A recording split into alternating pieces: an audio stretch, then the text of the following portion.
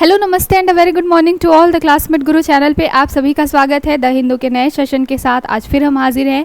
5 मई है आज, और आज जो भी इंपॉर्टेंट न्यूज़ है करंट अफेयर्स से रिलेटेड उसको हम देखने वाले हैं। पॉलिटी से रिलेटेड क्वेश्चन है, सुप्रीम कोर्ट की कुछ वर्डिक्ट्स, साथ के साथ में H5N1 वायरस जो है उसके बारे में 2 आर्टिकल आए हुए हैं। एक बात कर रहा है USA के बारे में, दूसरा बात कर रहा है इंडिया के पर्सपेक्टिव में। तो हम दोनों को देखेंगे, साथ के साथ क्या होता है H5N1 उसको देखेंगे, और अपने एग्जाम को ध्यान में रखते हुए जो भी वहाँ से क्वेश्चन बन सकते हैं उसको देखेंगे।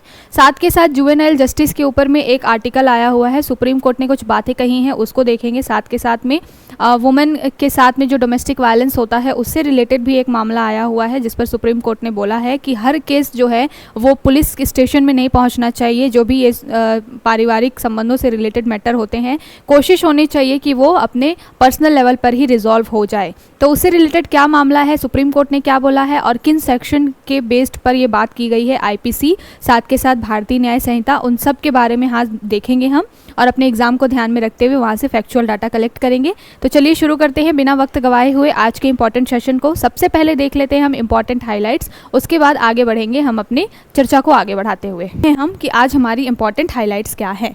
हाइलाइट्स जो हैं वो अलग अलग डायमेंशन में अलग अलग डाटा आपको आज मिलने वाला है हमेशा की तरह। तो सबसे पहले हमारी जो हाईलाइट है वो जो अभी आज के डेट में विवाह से संबंधित जितने भी कॉन्फ्लिक्ट आते हैं उससे रिलेटेड है, जिसमें सुप्रीम कोर्ट ने कुछ बातें कही हैं, तो उसको हम देखेंगे। सुप्रीम कोर्ट ने अपनी ये राय रखी है कि जो भी ये विवाह से संबंधित चीज़ें होती हैं, मैरिज से रिलेटेड जो भी कॉन्फ्लिक्ट्स होते हैं, वो कोशिश करनी चाहिए कि पर्सनल लेवल पर वो ज़्यादा से ज़्यादा पहले रिजॉल्व हो जाए। साथ के साथ में कई बार ऐसा होता है कि महिलाएँ भी होती हैं कि जो दुर्भावनापूर्ण क्या करती हैं, अपने जो ससुराल पक्ष होता है या फिर जो भी हस्बैंड की पूरी फैमिली होती है उसके खिलाफ कुछ एलिगेशंस लगा देती है। तो कई बार ऐसा होता है कि झूठे केस में भी फैमिली जो है वो आ जाती है लपेटे में। तो उसको लेकर के सुप्रीम कोर्ट ने बोला है कि पुलिस जो है वो एक लास्ट ऑप्शन होना चाहिए। पहले तो इन सारे मामलों को जो कि छोटी मोटी जो लड़ाई से रिलेटेड है, डे टू डे फाइटिंग से रिलेटेड है, उन सबको अपने लेवल पे ही रिजॉल्व करना चाहिए। और साथ के साथ में जो भी सेक्शन मेंशंस हैं, जैसे कि IPC में सेक्शन है 498A का, साथ के साथ में और भी भारतीय न्याय संहिता में भी अभी कई सारे नए सेक्शन ऐड किए गए हैं, नए प्रोविजंस ऐड किए गए हैं। तो उन सभी से रिलेटेड आज जो है सुप्रीम कोर्ट ने अपनी एक बात रखी है। तो हम उसको देखेंगे क्या है पूरा मामला, और उसके बाद हम वहाँ से अपने एग्जाम के लिए क्या इंपॉर्टेंट चीज़ें ले सकते हैं उसको हम देखेंगे। ठीक है, अगली हमारी हाईलाइट क्या है, duck farming stairs eight death amid outbreaks. तो ये जो है वो बर्ड फ्लू और H5N1 के बारे में बात कर रहा है। कहाँ पर, तो ये सारा मैटर हो रहा है अभी केरला में ये जो है डक पोल्ट्री फार्म जो है, जहाँ पर बतख की जो पालन किया जाता है, वहाँ पर अभी देखा जा रहा है कि लगभग 65,000 डक्स की क्या हुई है, कुछ महीनों के अंदर या पूरे इस साल के अंदर डेथ हुई है। तो यहाँ पर H5N1 जो वायरस है उसके स्प्रेड की बात की जा रही है। इसी तरीके का एक और आर्टिकल आया हुआ है जो कि बात करता है अमेरिका में भी जो है H5N1 आउटब्रेक के बारे में 2 अलग आर्टिकल आए हुए हैं, एक इंडिया और एक अमेरिका से रिलेटेड। तो इन दोनों को मर्ज करके हम देखेंगे और क्या होता है H5N1 उसको हम देखेंगे। साइंस वगैरह के जो भी आपके क्वेश्चन बनते हैं वहाँ पर इस तरीके के वायरस से रिलेटेड, मेडिसिन से रिलेटेड या फिर हेल्थ सेक्टर से रिलेटेड कोई भी इंपॉर्टेंट चीज़ आती है तो वहाँ से क्वेश्चन बनने की संभावना रहती है। तो हम इसको देखेंगे बहुत अच्छे से।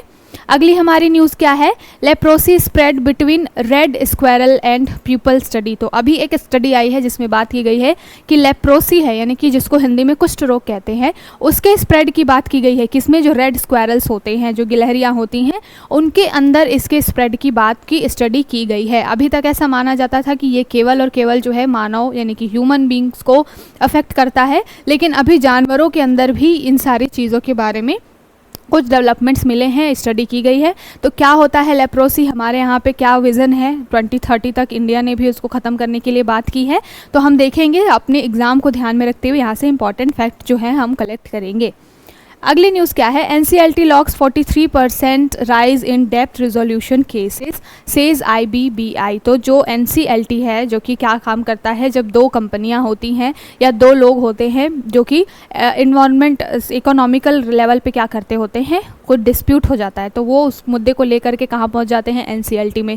और यहाँ पर क्या किया जाता है, उन डिस्प्यूट को रिजॉल्व करने के लिए सारे मामले देखे जाते हैं। तो अभी ये बात की गई है कि जो 43% का राइज देखा गया है, जो डेप्ट से रिलेटेड चीज़ें होती हैं या फिर लेन देन से रिलेटेड चीज़ें होती हैं, कोई लोन लिया होता है, किसी एक कंपनी ने किसी दूसरी कंपनी से पैसा लिया होता है, तो इस तरीके के मामलों में राइज देखा गया है। साथ के साथ में NCLT इस क्षेत्र में अच्छा काम कर रहा है, रिजॉल्व कर पा रहा है इन चीज़ों को, उसके बारे में बात की गई है।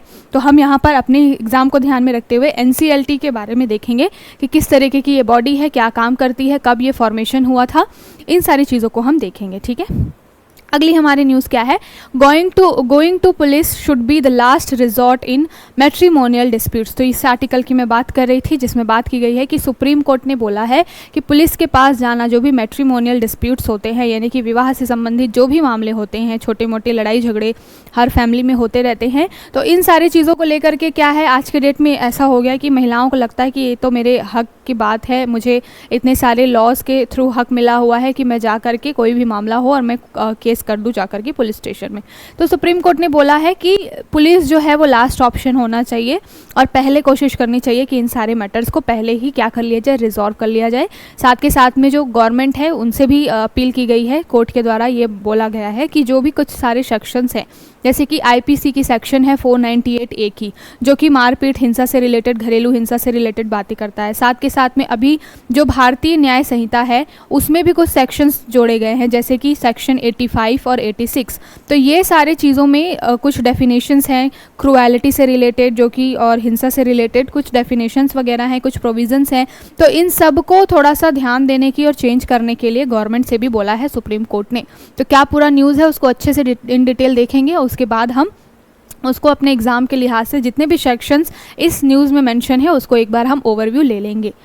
अगली हमारी न्यूज़ क्या है, focus should be on what drives children to commit crime. तो यहाँ पर बात की गई है जुवेनाइल क्राइम के बारे में। जुवेनाइल यानी कि जो किशोर बच्चे होते हैं, तो उनके बारे में बात की गई है। कोर्ट ने बोला है कि क्रिमिनल जो एक्टिविटीज़ हैं अगर किसी बच्चे में आ जाती हैं या वैसा क्रिमिनल माइंडसेट हो जाता है, तो क्या ऐसे फैक्टर्स हैं जो उसको उस तरीके से उस काम को करने के लिए बाध्य कर रहे हैं, कौन से ऐसे फैक्टर्स हैं जो उसको क्राइम करने के लिए मोटिवेट कर रहे हैं, उन पे ध्यान देना बहुत ज़्यादा ज़रूरी है। क्योंकि अगर कम एज में जिस बच्चे को ये सारी चीज़ें नहीं पता है कि क्या क्राइम होता है और उसके क्या कॉन्सिक्वेंसेस हो सकते हैं, और उसके बाद भी कोई बच्चा अगर क्राइम कमिट करता है, इट मीन्स कि उसके मेंटल लेवल पे बहुत ही किसी चीज़ का नेगेटिव इफेक्ट है, या फिर वो किसी चीज़ से ज़रूर गुजर रहा है, गो थ्रू हो रहा है, सो दैट उसके दिमाग में ऐसी धारणा बन गई है क्राइम करने की। तो कोर्ट ने बोला है कि पहले ये इंश्योर करना चाहिए कि ऐसा हुआ क्यों।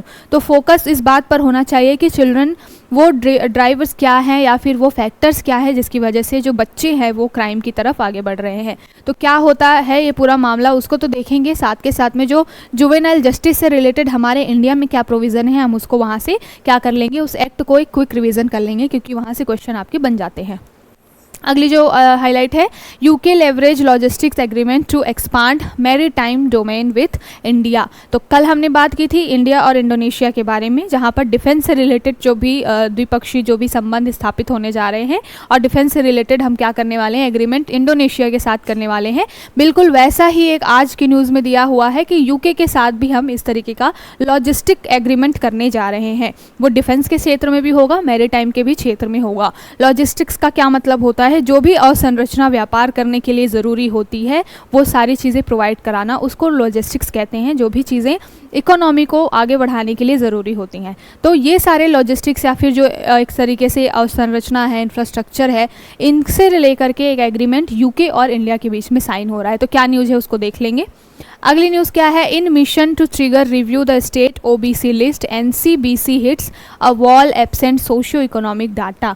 तो यहाँ पर बात की गई है कि जो NCBC है, जो कि क्या करता है, OBC वगैरह से रिलेटेड लिस्ट बनाता है, कौन से समुदायों को उसमें शामिल करना है, कौन सी जाति को उससे बाहर करना है, इन सारी चीज़ों से रिलेटेड काम करता है। तो NCBC ने अभी एक कंसर्न राइज किया है अलग अलग स्टेट्स के मामले में। वेस्ट बंगाल और साउथ इंडिया के कुछ स्टेट्स हैं जिनमें NCBC ने बोला है कि यहाँ पर कई कई ऐसे समुदाय हैं, जैसे कि स्पेशली मुस्लिम माइनॉरिटीज़ के बारे में बात की गई है कि यहाँ पर इन सारे क्षेत्रों में अगर 80% जो आप ओबीसी लिस्ट उठा करके देखेंगे तो वहाँ पर मोर देन 50 to 80% जो है मुस्लिम माइनॉरिटीज़ उसमें मेंशन है।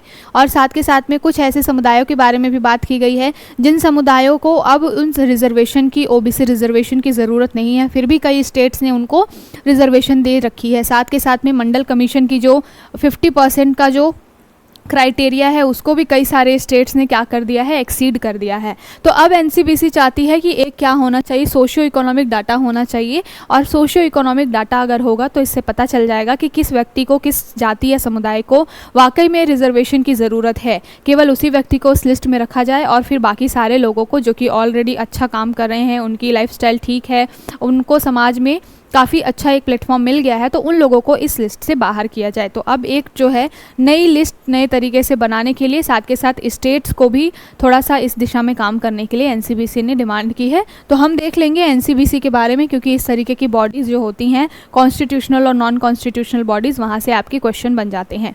तो ये सारा ओवरव्यू है जिसके ऊपर आज हमको चर्चा करनी है। तो चलिए शुरू करते हैं सबसे पहले, और हम कुछ कलरफुल चीज़ों के साथ आज शुरुआत करेंगे।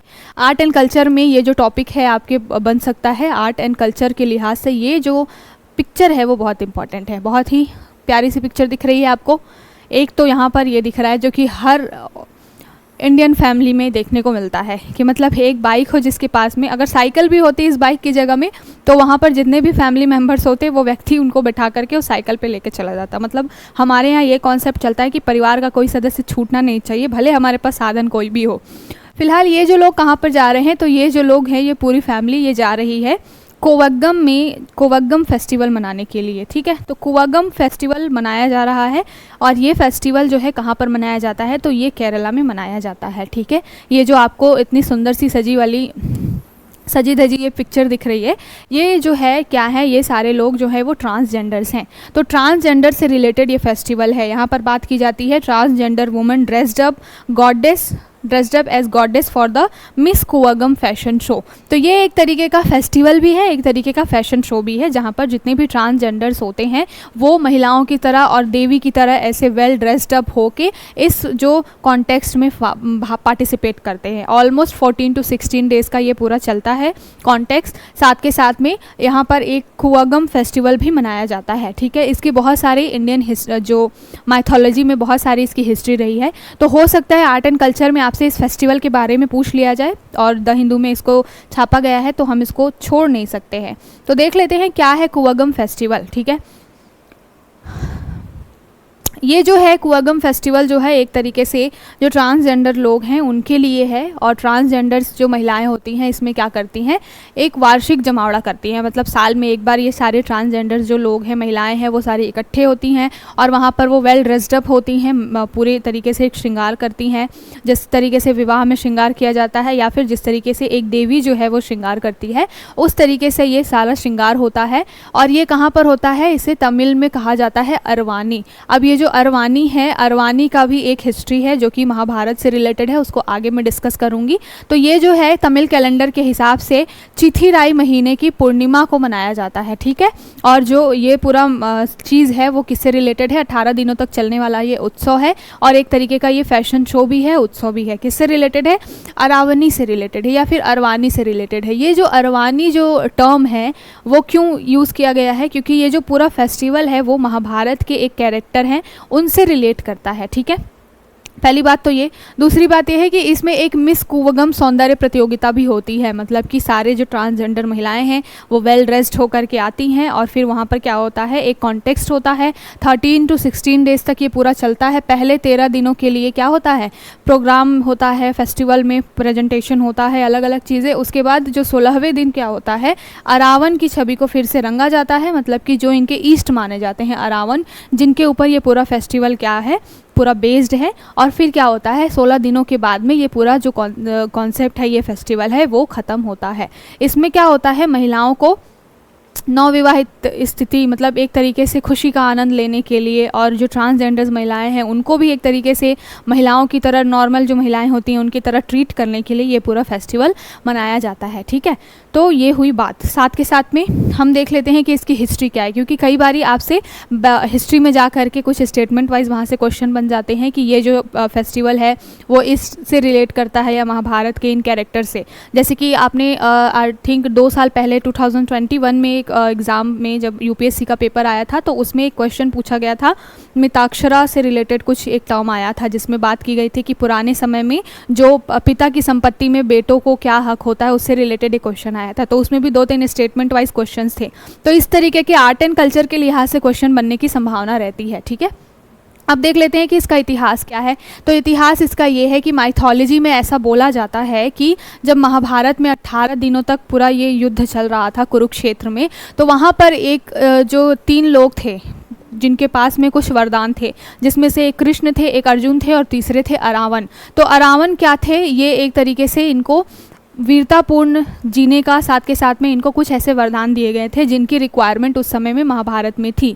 तो इसलिए युद्ध को जीतने के लिए पांडवों को क्या करना था, एक मानव की बलि देनी थी, और ऐसे मानव की बलि देनी थी जिसमें कुछ 32 लक्षण होने चाहिए थे। ठीक है, मतलब 32 गुण होने चाहिए थे किसी व्यक्ति में, उस व्यक्ति का पांडव क्या कर सकते थे, बलिदान दे सकते थे। तो वहाँ पर फिर क्या हुआ कि 3 ही ऐसे पूरे कैरेक्टर थे, एक तो कृष्णा, दूसरे अर्जुन और तीसरे अरावन। तो भाई कृष्ण और अर्जुन का तो बलि पांडव दे नहीं सकते। अर्जुन तो खुद ही उनके 5 पांडवों में से एक भाई थे, और कृष्ण तो उनके कर्ता धर्ता थे, वो ही तो गाइड कर रहे थे पूरी महाभारत को।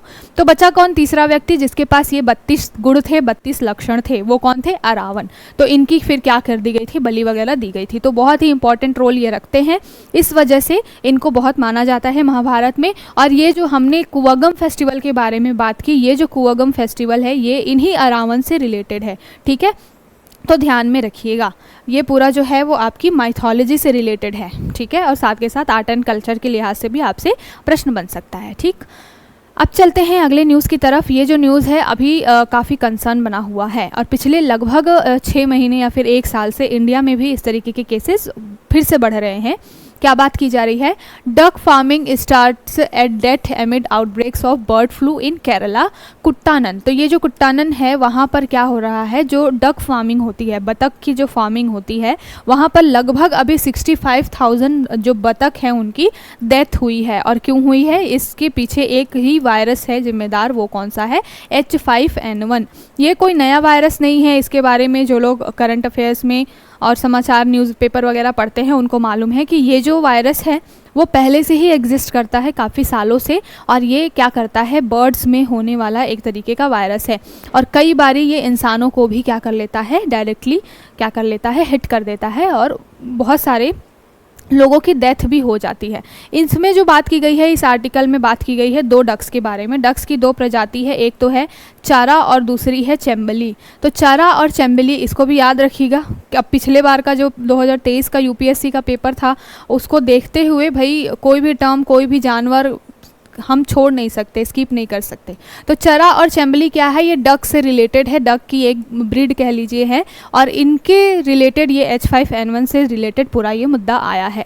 कहाँ पर आया है, तो केरला में आया है। साथ के साथ एक और आर्टिकल है जो कि यूएसए में H5N1 के बारे में बात करता है। तो यहाँ पर बात की गई है कि अभी देखा गया है कि जो ये डेयरी प्रोडक्ट से रिलेटेड जितने भी पशु वगैरह हैं जिनके दूध का हम कंजम्पशन करते हैं, उनमें भी ये H5N1 का बहुत ज़्यादा देखा जा रहा है वायरस। और इसकी वजह से क्या हो रहा है, जो ह्यूमन है जब वो दूध को, मिल्क प्रोडक्ट्स को जब कंज्यूम करते हैं तो उसके इफ़ेक्ट जो हैं वो क्या मनुष्यों में भी दिखाई दे रहे हैं, मतलब कि नेगेटिव इम्पैक्ट पड़ रहा है इन सारी चीज़ों की वजह से। तो यूएसए में भी H5N1 का आउटब्रेक हो रहा है, इंडिया में तो हो ही रहा है। तो ये न्यूज़ अभी इम्पॉर्टेंट है। साथ के साथ में यहाँ इस आर्टिकल में भी मेंशन किया गया है कि इंडिया में भी इस तरीके की चीज़ें देखी गई हैं। कहाँ कहाँ, जैसे कि आंध्र प्रदेश, महाराष्ट्र हो गया, केरल हो गया, झारखंड हो गया, यहाँ पर भी H5N1 का काफ़ी प्रभाव देखा गया है। तो हम देख लेते हैं कि H5N1 होता क्या है और क्यों इतना ज़्यादा इंपॉर्टेंट है, कब ये आया पहली बार। जैसे कि SARS-CoV-2 जब कोविड-19 आया था तो उसकी भी बैकग्राउंड में हिस्ट्री जा करके आपसे प्रश्न कई जगह पे बने हुए थे। तो हम यहाँ पर H5N1 वायरस जो है, जो इन्फ्लुएंजा है, जो इस तरीके से फैल रहा है, इतना नेगेटिव इफेक्ट डाल रहा है, अभी इसके बारे में कंसर्न बना हुआ है। तो हम इसको देख लेते हैं कि क्या इसकी हिस्ट्री रही है। तो H5N1 की उत्पत्ति कब हुई है? 1996 में। और कहाँ पर हुई है? तो नन अदर देन चाइना में। जितने भी हानिकारक वायरस हैं जो कि पूरी मानव सभ्यता को ख़त्म कर सकते हैं वो कहाँ पर निकलती है? चाइना से निकलती है। बट सवाल ये है कि चाइना के लोगों की पॉपुलेशन बढ़ ही रही है, वहाँ पे पॉपुलेशन नहीं घटती है, लेकिन इसकी वजह से ओवरऑल जो वर्ल्ड वाइड देखा जाए तो क्या होते हैं, लोग मरना स्टार्ट हो जाते हैं। ठीक, तो सबसे पहले H5N1 की उत्पत्ति कब हुई है? 1996 में। कहाँ पर? तो चाइना में हुई है। ठीक है, और ये क्या है? रोगजनक तनाव से विकसित हुआ है। साथ के साथ में 2020 में यूरोप में भी क्या देखे गए? इसके मामले देखे गए। यूरोप, अफ्रीका और Asia, north America, south America, मतलब सारे कॉन्टिनेंट को इसने धीरे धीरे करके क्या किया? हिट किया। और 2020 तक इसका स्प्रेड काफ़ी बढ़ा। ठीक है, जो अंटार्कटिका वाला रीजन है वहाँ तक भी H5N1 पहुँच चुका है। जो पोलर बियर होते हैं या फिर एक दो और जो स्पीसीज़ होती हैं वहाँ पर भी उनके अंदर भी इस तरीके के वायरस का देखा गया था, प्रसार देखा गया था। ठीक है, भारत में कब आया है? तो भारत में 2015 में महाराष्ट्र में और गुजरात में पहली बार जो है H5N1 प्रकोप को देखा गया था। और केरल में लगभग हर साल इस तरीके के चीज़ें निकल के आती हैं, अभी पास्ट हम कुछ सालों से देखें तो। ठीक है, तो H5N1 से रिलेटेड ये हुई न्यूज़। अब चलते हैं हम अपने अगली न्यूज़ की तरफ। अगली न्यूज़ क्या है? साइंस से रिलेटेड है। ये भी GS पेपर 3 में आपको साइंस वाले टॉपिक में इसको रिलेट करना है। क्या है? लेप्रोसी के बारे में बात करा है। लेप्रोसी यानी कि हिंदी में इसको कहते हैं कुष्ठ रोग, और इंडिया में ये बहुत फ्रिक्वेंट है और एक टाइम के बाद में ये जो रोग है वो होता ही होता है। ठीक है, तो क्या है? एक माइकोबैक्टीरियम है, माइकोबैक्टीरियम लेप्रे है, इसकी वजह से ये पूरा जो रोग है वो होता है। तो पहली बात तो ये कि लेप्रोसी होता किसकी वजह से है? तो एक तरीके से बैक्टीरिया से रिलेटेड ये बीमारी है, जीवाणु से रिलेटेड ये बीमारी है, यानी कि जीवाणुजन्य रोग है। इसको ध्यान में रखिएगा। ठीक है, अभी बात क्या की गई है? Leprosy spread between red squirrel and people. तो ये स्टडी की गई है और स्टडी में पता चला है, ये स्टडी जो हुई है उसमें पता चला है। कहाँ पर हुई है? पहली बात तो इंग्लिश सिटी विनचेस्टर। तो इंग्लिश सिटी विनचेस्टर में ये जो पूरी स्टडी हुई है और जिसमें बताया गया है कि लेप्रोसी जो है वो पहले अब तक माना जाता था कि केवल ह्यूमंस में होता है, लेकिन अब माना जा रहा है कि ये रेड स्क्वायरल में भी देखने को मिला है। जो गिलहरी वगैरह होती हैं, लाल गिलहरी, उनमें भी लेप्रोसी के जो मामले हैं, सिम्टम्स हैं, वो देखे गए हैं। तो ये एक न्यूज़ आई हुई है। अब यहाँ से हमारे लिए कोई क्वेश्चन और तो बनेगा नहीं, लेकिन हमारे लिए लेप्रोसी क्या है ये बहुत इंपॉर्टेंट है, क्योंकि इंडिया का कुछ विज़न भी है इसको ख़त्म करने से रिलेटेड। साथ के साथ में जिस दिन ये मनाया जाता है उस दिन हमारे जो राष्ट्रपिता है उनकी डेथ एनिवर्सरी होती है 30 जनवरी को। ठीक है, तो लेप्रोसी से रिलेटेड क्या है इंपॉर्टेंट फैक्ट्स, उसको हम देख लेते हैं। साइंस में इस तरीके के क्वेश्चन आपसे बनते हैं और ये बहुत इंपॉर्टेंट टॉपिक है। ठीक है, तो लेप्रोसी यानी कि कुष्ठ रोग, इसको क्या कहा जाता है? हैंसेन रोग भी बोला जाता है। तो अगर कहीं स्टेटमेंट में दिया जाए इस तरीके का कि इसको हैंसेन रोग भी कहते हैं, तो जी हाँ बिल्कुल, लेप्रोसी यानी कुष्ठ रोग को हैंसेन रोग भी कहते हैं। और किसकी वजह से होता है? तो ये बैक्टीरिया की वजह से होता है। कौन सा? मैंने पहले बताया, माइकोबैक्टीरियम लेप्री। तो माइकोबैक्टीरियम लेप्री जो बैक्टीरिया है उसकी वजह से ये कुष्ठ रोग होता है। और दीर्घकालिक संक्रामक रोग है, मतलब कि लॉन्ग टाइम तक इसमें क्या होता है, लॉन्ग टर्म तक इफेक्ट करता है। ये संक्रामक है, एक व्यक्ति से दूसरे व्यक्ति में भी फैल सकता है। ठीक है, किसके तहत फैलता है? तो अगर स्किन, साथ के साथ में ऊपरी जो हम सांस लेते हैं, सांस के थ्रू भी ये सारी चीज़ें जो होती हैं वो फैल जाती हैं। ठीक है, ये कहाँ कहाँ प्रभावित करता है? आँखों को प्रभावित करता है, स्किन को प्रभावित करता है, साथ के साथ में जो हमारा नर्वस सिस्टम होता है इसको भी प्रभावित करता है। ठीक, कुष्ठ रोग क्या होता है? 55 से लेकर बुढ़ापे तक के किसी भी एज ग्रुप को हो सकता है। ठीक है, लेकिन ये कोई आनुवांशिक बीमारी नहीं है, जेनेटिक नहीं है। क्या होता है, अगर कई सालों तक इस पर ध्यान न दिया जाए तो फिर क्या होता है, इस तरीके के मामले आते हैं। नाक और मुंह से बूंदों के माध्यम से ये क्या होता है, फैलता है। ठीक है, किसी के संपर्क में आने से इस तरीके से, अगर कोई जिस तरीके से कोविड था कि सांस लेते थे, छींकते थे, उस तरीके से फैल जाता है, तो कुछ मामलों में कुष्ठ रोग इस तरीके से भी फैलता है। ठीक, अब इसको क्या है, ख़त्म करने के लिए बहुत सारे मेजर्स लिए गए हैं, ओवरऑल वर्ल्ड वाइड भी और इंडिया के लेवल पे भी। इसमें एक चीज़ और इम्पॉर्टेंट है, वनडे एग्जाम्स में इस तरीके के क्वेश्चन बनते हैं कि ये मनाया कब जाता है। विश्व कुष्ठ रोग दिवस, कोई भी बीमारी होती है, कोई भी डिजीज़ होती है, तो उसकी अवेयरनेस के लिए कोई इंपॉर्टेंट डे रखे जाते हैं कि इस दिन सेलिब्रेट किया जाएगा इसको और अवेयरनेस फैलाई जाएगी लोगों के बीच में। तो कब मनाया जाता है ये? विश्व कुष्ठ रोग दिवस मनाया जाता है 30 जनवरी को। 30 जनवरी को क्या होता है? महात्मा गांधी यानी हमारे बापू की पुण्यतिथि। तो 30 जनवरी को विश्व कुष्ठ रोग दिवस हर साल मनाया जाता है। ठीक है, और इस बार की थीम क्या रखी गई है। इस तरीके के क्वेश्चन भी बहुत ज़्यादा पूछे जाते हैं वनडे एग्जाम्स में स्पेशली। तो 2024 का थीम है बीट लेप्रोसी, यानी कि लेप्रोसी को बीट करना है, ख़त्म करना है। ठीक है, तो ध्यान में रखिएगा ये दो बहुत ही इंपॉर्टेंट चीज़ें हैं, एक तो कब मनाया जाता है और दूसरा की थीम क्या रही लेप्रोसी की इस साल की। ठीक है, उसके बाद में मैंने बता दिया कि अलग अलग जो हमारी बॉडी पार्ट्स होते हैं और हमारे रेस्पिरेटरी सिस्टम को, साथ के साथ में हमारे नर्वस सिस्टम को भी ये अफेक्ट कर सकता है। ठीक है, कुछ लोग ऐसा बोलते हैं कि जिनको कुष्ठ रोग हो जाता है तो उनको समाज से दूर कर देते हैं, मतलब परिवार में भी कई लोग ऐसे होते हैं अगर उनकी फैमिली में किसी को इस तरीके की बीमारी हो जाती है तो उनको वो कटा कटा सा रखते हैं, अलग रखते हैं। तो इस तरीके की चीज़ें नहीं होनी चाहिए। जनरल अवेयरनेस इसके बारे में फैलाई जा रही है, साथ के साथ ये भी बताया जा रहा है कि ट्रीटमेंट के थ्रू इसका इलाज भी हो सकता है और अभी टेक्नोलॉजी ने बहुत एडवांसमेंट कर ली है। तो इस तरीके से क्या है, एक तरीके की भेदभाव नहीं करना चाहिए किसी भी व्यक्ति के साथ में। तो इसके लिए जागरूक करने के लिए इस तरीके के अभियान समय समय पर चलाए जाते हैं और इम्पोर्टेंट डेज के द्वारा इसको क्या किया जाता है, सेलिब्रेट किया जाता है।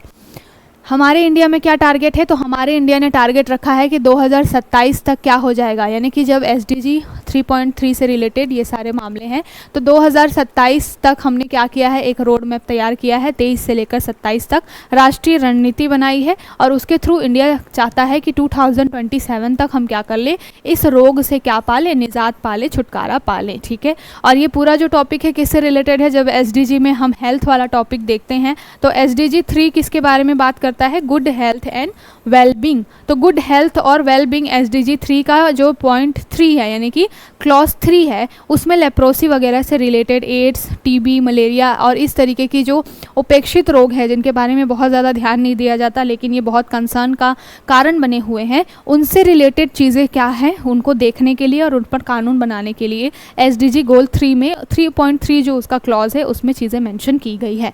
तो ये बहुत ही इंपॉर्टेंट फैक्ट्स हैं जो कि आपके एग्जाम में इस तरीके के स्टेटमेंट बन सकते हैं। ठीक है, तो ये रही लेप्रोसी से रिलेटेड न्यूज़। अब चलते हैं NCLT के तरफ। तो NCLT जो है वो क्या कर रहा है, अभी 43% का राइज देखा गया है किसमें, डेट रिजोल्यूशन केसेस में। ये किसने बोला है, इसने ये बोला है IBBI ने, यानी कि इंसोलेंसी बैंकरप्सी जो bank of board of India है उसने ये बात की है कि जो NCLT है उसने राइज देखा है, यानी कि डेट रिजोल्यूशन NCLT कर पा रहा है।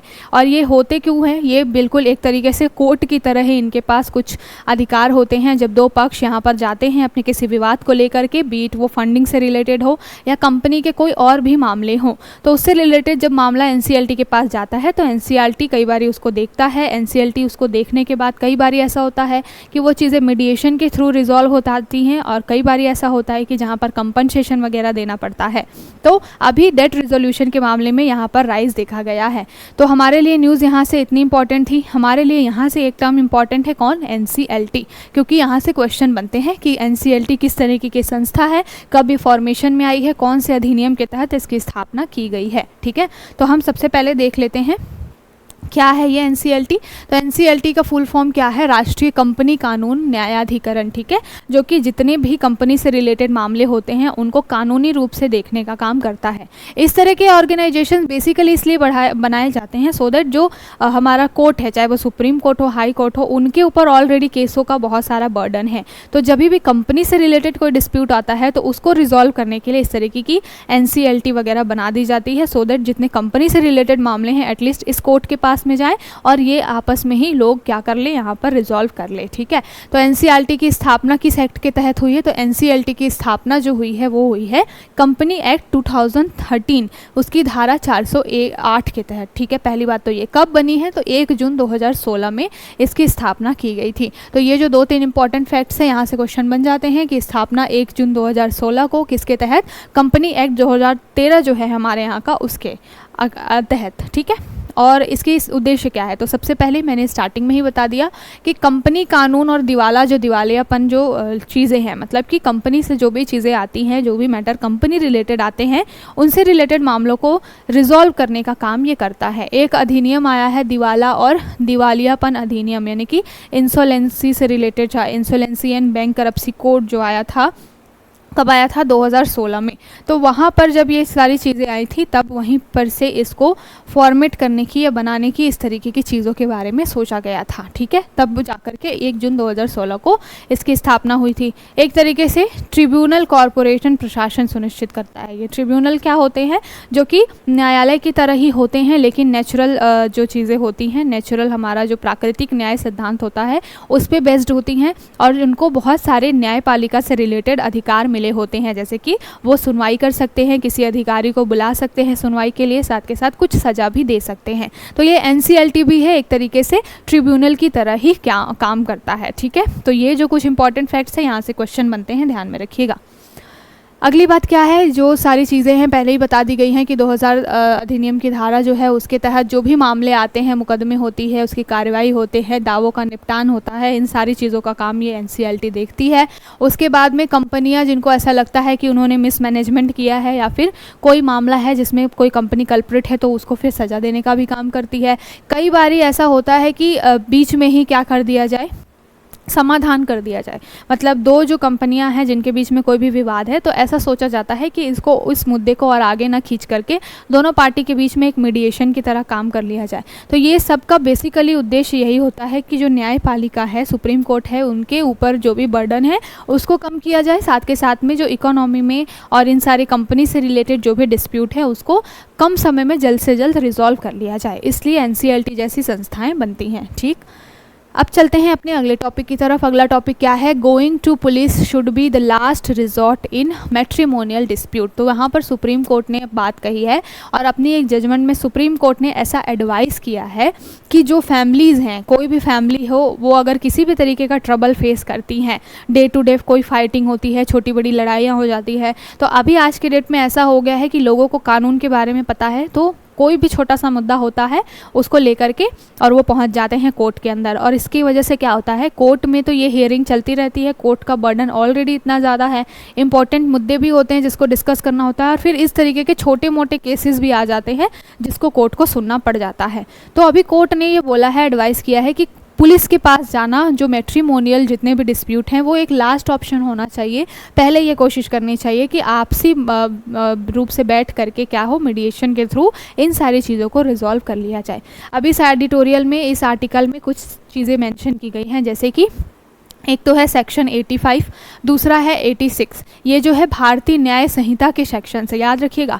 आईपीसी में अगर सेक्शन 85, 86 देखेंगे तो वो कुछ अलग ही है, लेकिन यहाँ पर जो बात की जा रही है ये भारतीय न्याय संहिता, जो नया हमारा एक संहिता आई है, कोड आई है, जो आईपीसी को रिप्लेस करके लाई गई है, उसके सेक्शन 85 और 86 की बात की जा रही है। और ये बेसिकली डोमेस्टिक वायलेंस से रिलेटेड है, महिलाओं के साथ में जो भी हिंसा होती है उसमें सज़ा के क्या प्रावधान है उससे रिलेटेड है, ठीक है। तो यहाँ पर बात की जाती है 85 और 86 में कि जो इस तरीके के मामले होते हैं, किसी को हिट करना, किसी को मारना, किसी के साथ वायलेंस करना, महिलाओं के साथ, या फिर जो विवाद होते हैं, मैट्रिमोनियल डिस्प्यूट्स होते हैं उसमें, तो वहाँ पर 3 साल तक की सज़ा का प्रावधान है। इन सेक्शंस में इन सारी चीज़ों को मेंशन किया गया है। साथ के साथ में मुआवजा यानी कि कंपनसेशन भी कई बारी देना पड़ता है। साथ के साथ एक और आर्टिकल बहुत इंपॉर्टेंट है, सेक्शन है, जो कि सेक्शन है ये किसका, आईपीसी का। तो आईपीसी का सेक्शन जो है 498A, लोग सब अवेयर हैं, बहुत सारे लोग इसके बारे में। तो ये जो बात करता है ये भी जो है वो क्रुएलिटी, डोमेस्टिक वायलेंस से रिलेटेड बातें करता है, ठीक है। तो अभी जो कोर्ट है उसने बोला है कि अभी जो हमारी नई भारतीय न्याय संहिता आई हुई है उसमें कुछ कोड्स हैं, जो सेक्शंस हैं जिसमें डेफिनेशन दी गई है क्रुएलिटी की। ये जो सेक्शन 86 है उसमें क्रुएलिटी की जो है वो डेफिनेशन दी गई है, साथ के साथ सज़ा से संबंधित भी प्रावधान है। तो कोर्ट ने बोला है कि इसमें क्या होना चाहिए, गवर्नमेंट को यानी कि सेंट्रल गवर्नमेंट को कुछ चेंज करने चाहिए। चेंज क्यों करने चाहिए कि कई बार इन सेक्शंस का मिसयूज़ होता है, और ये बात जग जाहिर है। मैं भले ही एक महिला हूँ लेकिन मैं इस बात को मानूंगी कि कई महिलाएं ऐसी हैं जो कि इन सारे सेक्शंस का अपने अधिकारों का गलत तरीके से यूज़ करती हैं। अगर कोई उनकी इच्छा फुलफिल नहीं होती है, कई बार ऐसा होता है कि कोई महिला चाहती है कि वो जो हस्बैंड है उसके पेरेंट के साथ ना रहे, जो कि एक गलत बात है। जैसे आपके माता पिता हैं वैसे सामने वाले के भी माता पिता हैं। तो कई महिलाएं ऐसा चाहती हैं कि अपने हस्बैंड के पेरेंट्स के साथ ना रहना पड़े, और अगर वो हस्बैंड से इस तरीके की डिमांड करती हैं, हस्बैंड मना कर देता है, तो उसके खिलाफ भी वो इस तरीके से धमकियाँ देने लग जाती हैं कि हम आपके खिलाफ इस तरीके के मामले दर्ज करा देंगे।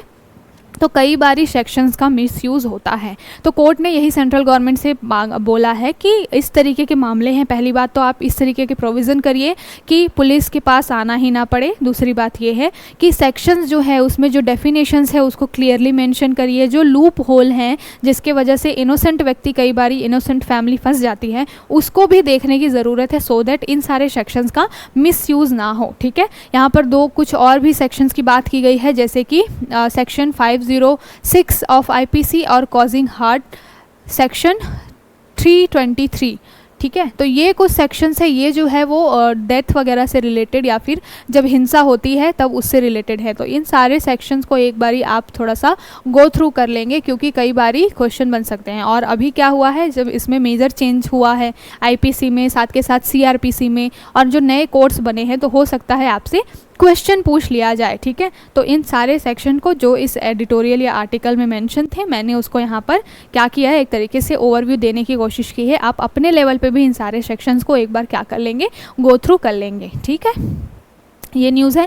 अब चलते हैं अगले हमारे न्यूज़ की तरफ। अगली जो न्यूज़ है ये आपके जीएस पेपर 2 में जो सोशल जस्टिस वाला टॉपिक है वहाँ पर आएगा। किसके बारे में बात की जा रही है, जुवेनाइल के बारे में बात की जा रही है। जुवेनाइल यानी कि जो किशोर बच्चे होते हैं, बिलो 18 होते हैं, उनके बारे में बात की जाती है।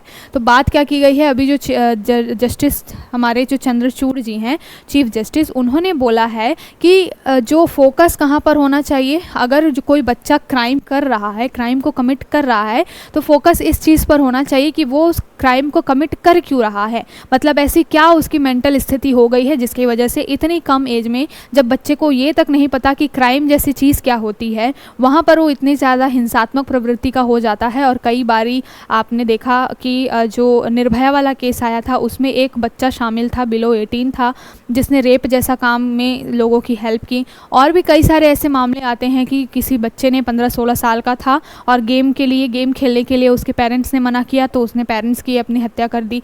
तो इस तरीके की मानसिक प्रवृत्ति क्यों पनप रही है बच्चों के अंदर, इसके ऊपर फोकस करने की ज़्यादा ज़रूरत है, ऐसा हमारे सीजीआई ने बोला है। तो इसकी वजह से क्या हो रहा है कि अभी जो राइट ऑफ चिल्ड्रन है उसके बारे में, साथ के साथ जुवेनाइल जस्टिस के बारे में जो मुद्दा है वो बहुत ज़्यादा हाईलाइट हो गया है। ठीक है, तो हम देख लेते हैं कि जुवेनाइल जस्टिस से रिलेटेड हमारे यहाँ पे क्या चीज़ें हैं, उनके रिहेबिलिटेशन से रिलेटेड क्या चीज़ें हैं और क्या होता है जुवेनाइल, इसके बारे में देख लेते हैं क्योंकि क्वेश्चन आपके यहाँ से बनते हैं। तो सबसे पहले तो ये पूरा चीज़ कब लागू की गई थी, तो 2015 में हमारे यहाँ पे किशोर न्याय अधिनियम आया था और जुवेनाइल जस्टिस एक्ट जो आया था 2015 का, उसमें बात की गई थी। और उसमें क्या बात की गई थी कि किशोर अपराध से रिलेटेड, यानी कि अगर कोई जुवेनाइल है, कोई बच्चा है जो कि क्या है, बिलो 18 है, और वो यहाँ पर कोई क्राइम कमिट करता है तो उसको किस तरीके से ट्रीट करना है, इससे रिलेटेड ये मामला था। और अधिनियम में जो है 16 से 18 साल की आयु के लोगों को क्या किया गया है, किशोर पर वयस्क के रूप में मुकदमा चलाने की अनुमति देने का प्रावधान है। ठीक है, तो अगर कोई बहुत ज़्यादा ही क्रूशियल जो होता है एक मामला, कोई जघन्य अपराध कोई बच्चा कर देता है, तो वहाँ पर 16 to 18 साल के बच्चों को भी क्या माना जाता है, एक एडल्ट की तरह मान करके वहाँ पर उनके खिलाफ में कार्रवाई की जाती है। लेकिन जो नॉर्मल मामले होते हैं वहाँ पर बिलो 18 को एक तरीके से जुवेनाइल मान करके, किशोर मान करके, थोड़ा सा कम उसको सज़ा दे करके प्रेफर ये किया जाता है कि उनको किसी ऐसे सुधार गृह में ले जाया जाए जहाँ पर वो क्या हो सके, ठीक हो सके। अगर उनकी मेंटली स्थिति ठीक नहीं है या फिर उनके ऊपर कोई नेगेटिव इम्पैक्ट पड़ गया है उनके मेंटल स्टेटस पे, तो उसको रिहेबिलेट किया जाए, ठीक किया जाए। ठीक है, जघन्य अपराधों के मामले में 16 से 18 साल आयु वर्ग के किशोरों पर भी वयस्क की तरह मुकदमा चलता है। ये चीज़ इंपॉर्टेंट है, ध्यान में रखिएगा। ठीक है, और इसमें बहुत सारे अलग अलग तरीके से प्रावधान है, जैसे कि गोद लेने के संबंध में भी प्रावधान है, साथ के साथ में बच्चों का भरण पोषण किस तरीके से होगा उसके बारे में भी प्रावधान है। तो ये जो पूरा हमारा जो किशोर न्याय अधिनियम है वो क्या बात करता है, अपराध से भी रिलेटेड मामले में बात करता है, साथ के साथ में बच्चों के साथ में अगर किसी भी तरीके का डिस्क्रिमिनेशन हो रहा है, कोई भी भेदभाव हो रहा है, तो उससे भी रिलेटेड ये एक्ट बात करता है। यहाँ पर जो है बाल देखभाल संस्थान भी होते हैं। जब भी कोई क्राइम कमिट करता है कोई बच्चा या फिर कोई ऐसे बच्चे को रेस्क्यू करके लाया जाता है जो कि घर से भाग जाते हैं, कई बार ऐसा होता है कि किसी घर में किसी पेरेंट ने मार दिया, मम्मी ने मार दिया या फिर पापा ने मार दिया, तो बच्चे क्या होते हैं, बहुत कम उम्र में घर से बाहर निकल आते हैं और घर से बाहर निकल के फिर वो कहाँ पर मिलते हैं, या तो वो रेलवे स्टेशन वगैरह पे मिलते हैं या कई बारी गलत लोगों के हाथ में चले जाते हैं, है ना। फिर वहाँ से जो लोग को रेस्क्यू करके लाया जाता है उनके देखभाल के लिए भी कुछ संस्थान बनाए गए हैं। तो ये जो एक्ट है बेसिकली यही बात करता है कि जुवेनाइल की किस तरीके से बेटरमेंट हो सके और उनको एक मुख्य धारा में वापस लाने के लिए, जो लोग कहीं ना कहीं ऑफ द ट्रैक हो गए हैं या समाज से कट गए हैं, उनको वापस से मुख्य धारा में लाने के लिए, उनको प्रोडक्टिव बनाने के लिए इस तरीके के एक्ट आते हैं। और सीजीआई की वर्डिक्ट भी काफ़ी इंपॉर्टेंट है। सच बात है ये कि फोकस वहाँ पर होना चाहिए कि बच्चे ऐसा कर क्यों रहे हैं, और सिर्फ बच्चों के मामले में नहीं, अगर कोई अडल्ट भी क्राइम कमिट करता है तो क्या ऐसी मानसिक प्रवृत्ति उसके अंदर पनप रही है, क्यों पनप रही है, उसके ऊपर ध्यान देना भी बहुत ज़्यादा ज़रूरी है। अगर इंडिया में रेप के केसेस इतने बढ़ रहे हैं तो क्या कारण है जिसकी वजह से ये इतने ज़्यादा बढ़ रहे हैं, उसको भी ट्रीट करना बहुत ज़रूरी है, सो दैट अगर मेंटल लेवल पे व्यक्ति स्ट्रांग होगा तो वो किसी भी तरीके से क्राइम को कमिट नहीं करेगा। ठीक है, तो आप चलते हैं अगली न्यूज़ की तरफ। अगला न्यूज़ मैंने ओवरव्यू दे दिया था। यहाँ पर बात की जा रही है यूके और इंडिया के रिलेशन के बारे में। यहाँ पर मिलिट्री टू मिलिट्री एंगेजमेंट होने जा रहा है यूके और इंडिया के बीच में। साथ के साथ में जो मैरी टाइम जो भी हमारे बायलैटरल इश्यूज़ हैं उससे भी रिलेटेड कुछ एग्रीमेंट्स होने जा रहे हैं। तो कल हमने डिस्कस किया था अब इंडिया और इंडोनेशिया के बारे में, और आज जो है वो इंडिया और साथ के साथ में यूके के बारे में बात की गई है। यहाँ पर INS सह्याद्री है जो कि पार्टिसिपेट कर रही है, मैरी टाइम एक्सरसाइज कर रही है with RPF Argus and RFA Argus and RFA Lyme Bay. ठीक है, तो ये यूके और इंडिया के बीच में ये सारा चीज़ें चल रहा है। INS सह्याद्री को भी ध्यान में रखिएगा, पार्टिसिपेट कर रही है। और जो यूके के, कल हमने देखा था कि इंडोनेशिया के जो मिनिस्टर हैं वो यहाँ पर आए हुए, उन्होंने DRDO वगैरह विजिट किया।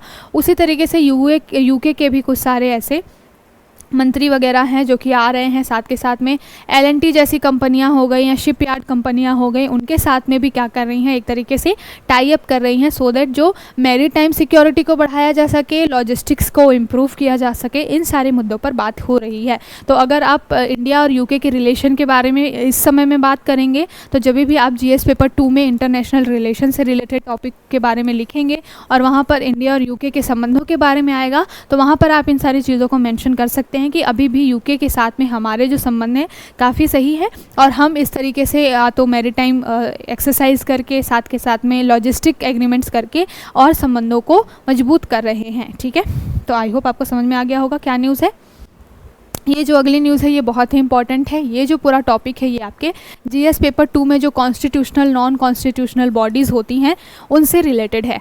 फिलहाल ये जो न्यूज़ क्यों आई हुई है, तो ये न्यूज़ बात कर रहा है बहुत सारे स्टेट्स के बारे में। बहुत सारे स्टेट्स ऐसे हैं जैसे कि वेस्ट बंगाल हो गया, तमिलनाडु वगैरह हो गया। वहाँ पर अभी क्या हो रहा है कि जो OBC हैं, तो OBC में जो रिजर्वेशन देने का क्राइटेरिया है, OBC ST SC को रिजर्वेशन देने का क्राइटेरिया है वो 50% से एक्सीड कर गया है। ठीक है, जो मंडल कमीशन की अनुशंसा थी, साथ के साथ में रोहिणी केस, जो जस्टिस रोहिणी का केस था, तो उसमें भी बातें की गई थी कि रिजर्वेशन क्या होना चाहिए, 50% से ज़्यादा नहीं होना चाहिए। लेकिन कई सारे स्टेट्स हैं जिन्होंने इस लिमिट को एक्सीड कर दिया है। कहीं कहीं पे तो 75% भी रिजर्वेशन है, जिसमें बिहार जैसे भी जो स्टेट्स आती हैं। तो अभी जो है NCBC ने एक कंसर्न रेस किया है और बात की है कि हमारे पास सोशियो इकोनॉमिक डाटा की कमी है। सोशियो इकोनॉमिक डाटा की कमी का मतलब क्या है कि कौन सा समुदाय है जो कि अगर OBC लिस्ट में है तो वाकई में उसकी कंडीशन सही है कि नहीं, वो इकोनॉमिकली स्ट्रॉन्ग है या फिर ख़राब है, इसके बारे में डाटा हमारे पास एक रियल टाइम डाटा अवेलेबल नहीं है। इस वजह से क्या हो रहा है कि इस लिस्ट में कई अभी भी ऐसे लोग हैं, ऐसे समुदाय हैं जिनको देखा जाए तो सामाजिक स्तर पर रिजर्वेशन की ज़रूरत नहीं है एज अ OBC या फिर ST SC, लेकिन फिर भी वो क्या है इस लिस्ट में अभी शामिल है। कई सारे स्टेट्स के बारे में बोला गया है कि जो मुस्लिम जो स्टेट्स हैं जहाँ पे मुस्लिम आबादी सबसे ज़्यादा है, कुछ ऐसे साउथ इंडिया में भी स्टेट्स हैं और कुछ ऐसे और भी, जैसे कि वेस्ट बंगाल है, वहाँ पर भी मुस्लिम आबादी थोड़ी ज़्यादा है। तो कुछ ऐसे स्टेट्स हैं जहाँ पे मुस्लिम पॉपुलेशन ज़्यादा है, वहाँ पर अगर आप OBC लिस्ट में देखेंगे तो अराउंड 50 to 80% में वो पूरे माइनॉरिटीज़ हैं। बिल्कुल माइनॉरिटीज़ के लिए अलग से प्रोविज़न्स हैं, जबकि उसके बावजूद भी इन OBC लिस्ट में उन माइनॉरिटीज़ को भी शामिल कर लिया गया है। तो इससे रिलेटेड NCBC चाहता है कि फिर से एक socio economic real time data हो, उसको कैलकुलेट करके, उसको एग्जामिन करके किस समुदाय को वाकई में रिजर्वेशन की ज़रूरत है उसको शामिल किया जाए। साथ के साथ में जिनको नहीं है रिजर्वेशन के फ़िलहाल ज़रूरत, उनको उस लिस्ट से बाहर किया जाए। इससे रिलेटेड ये पूरा मुद्दा आया हुआ है। तो इस पूरे टॉपिक की वजह से जो NCBC है वो हमारे लिए इम्पॉर्टेंट हो गया है। तो अभी हम जो national commission for backward classes है उसकी जो पूरी हिस्ट्री है उसको देख लेंगे, क्योंकि इस तरीके के ऑर्गेनाइजेशन से रिलेटेड आपके क्वेश्चन बनते हैं। ठीक है, तो हम हिस्ट्री देखते हैं कि NCBC का फॉर्मेशन कब हुआ। तो सबसे पहले संविधान में 2018 में अभी 102 जो है 102 कॉन्स्टिट्यूशनल अमेंडमेंट किया गया और संविधान संशोधन के द्वारा जो पिछड़ा वर्ग आयोग है यानी कि राष्ट्रीय पिछड़ा वर्ग आयोग की स्थापना की गई। इसके पहले जो भी चीज़ें होती थी, एक बॉडी थी जो कि ST/SC से रिलेटेड मामले भी देख रही थी और OBC से रिलेटेड भी मामले उसमें देखे जा रहे थे, लेकिन 102 कॉन्स्टिट्यूशनल अमेंडमेंट किया गया। ये कॉन्स्टिट्यूशनल अमेंडमेंट बहुत ही इंपॉर्टेंट है, ध्यान में रखिएगा, कई बार प्रश्न बन जाता है। तो 2018 में ये जो है 102 कॉन्स्टिट्यूशनल अमेंडमेंट किया गया और फिर NCBC को क्या किया गया, बनाया गया, जो कि बेसिकली पर्टिकुलरली OBC जो सेक्टर है, पिछड़ा वर्ग आयोग है, उससे रिलेटेड बातें करता है। ठीक है, और एक इसके अंदर आता है सामाजिक न्याय और अधिकारिता मंत्रालय के अंतर्गत आता है। ठीक है, दूसरी बात यह है कि इसकी अनुशंसा किसने की थी, तो काका कालेकर और BP मंडल ने इनको क्या किया था, 2 पिछड़ा वर्ग आयोग, जब इनको पूरा ये सारी OBC से रिलेटेड मामले देखने के लिए 1950 और 70 में क्या किया गया था, पिछड़ा वर्ग आयुक्त के रूप में इनको क्या किया गया था, बनाया गया था। तो ये जो इम्पॉर्टेंट फैक्ट है इसको भी याद रखिएगा, काका कालेकर और BP मंडल का संबंध किससे है, OBC से है। ठीक है, और फिर 1992 में इंदिरा साहनी का केस आया और इंदिरा साहनी मामले में भी कोर्ट ने बोला था कि ये जो पूरा पिछड़े वर्ग के रिलेटेड जो भी मामले हैं उसमें क्या होना चाहिए, पहली बात तो कि लिस्ट में कौन शामिल होगा नहीं शामिल होगा इसकी जाँच होनी चाहिए, और फिर यहाँ पर ही वो सारे मैटर्स आए थे कि कितना इनको रिजर्वेशन देना चाहिए नहीं देना चाहिए। ठीक, 1993 में पिछड़ा वर्ग आयोग अधिनियम आया था और फिर उसमें क्या किया गया था, 102वां संविधान संशोधन किया गया, कब, 2018 में। तो ये सारे इंपॉर्टेंट फैक्ट्स हैं जहाँ से आपके लिए क्वेश्चन बनते हैं, इसको ध्यान में रखिएगा। ठीक, तो ये था आज का सेशन। आई होप आपको सेशन आज का अच्छा लगा होगा। जो भी इंपॉर्टेंट न्यूज़ आई हुई थी उससे रिलेटेड एग्जाम में बहुत यूज़फुल जो हमारे लिए काम की चीज़ें थी उसको सारा हमने डिस्कस किया है। कल फिर मिलेंगे नए टॉपिक्स के साथ में, तब तक के लिए शुक्रिया, थैंक यू।